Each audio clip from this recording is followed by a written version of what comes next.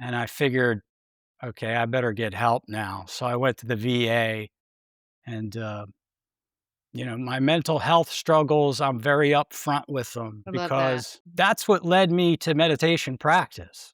Most people, including myself, we crawl to practice. We're just looking for something, anything besides traditional, in the West, we're probably gravitating away from traditional type religions and we're looking to experiment. And that's pretty much what happened with me. There's a lot in between. I lived in Israel on a kibbutz, did some great scholarships in Australia and other places. So I got to travel the world. But the whole time I was somehow keeping it together, but I was relying a lot on alcohol and I hadn't sought help.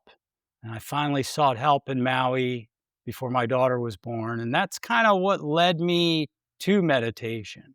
I had to be stable enough in my life to actually stick with it and take it relatively seriously. I don't like using the word seriously because we can take our practice way too serious.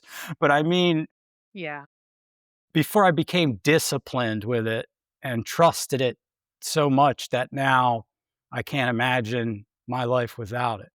I'm wondering, Mark, that's a very honest, story. I'm wondering if there was a specific moment or period where you thought that you're ready to try something as simple as like staring at a wall. That's really what you try to emphasize, like in your meditation teachings, right? Was there a specific moment? Was there a specific period? Or was it this progression to get to that point where you were more disciplined and incorporating this into your life? Yeah, I started meditating in Israel. People there do a lot of vipassana and they turned me on to it. But my posture was terrible and there was no real rhyme or reason to it in my mind. I'm not putting it down or anything, but for me, it didn't make much sense to me. But I did it. For some reason, I felt this sitting here like this is there's something to it. So it was always in the back of my mind and I was always doing it here and there. But I didn't just start staring at a wall until I read a book called Zen Mind, Beginner's Mind by Suzuki Roshi. And I would have never read it on my own. I was totally turned off to spirituality after living on Maui. I just really got turned off. A kid from Philly just could not relate to the scene there. Mm, And I saw a lot of hypocrisy and it kind of turned me off to everything, Buddhism and yeah. any type of alternative spirituality.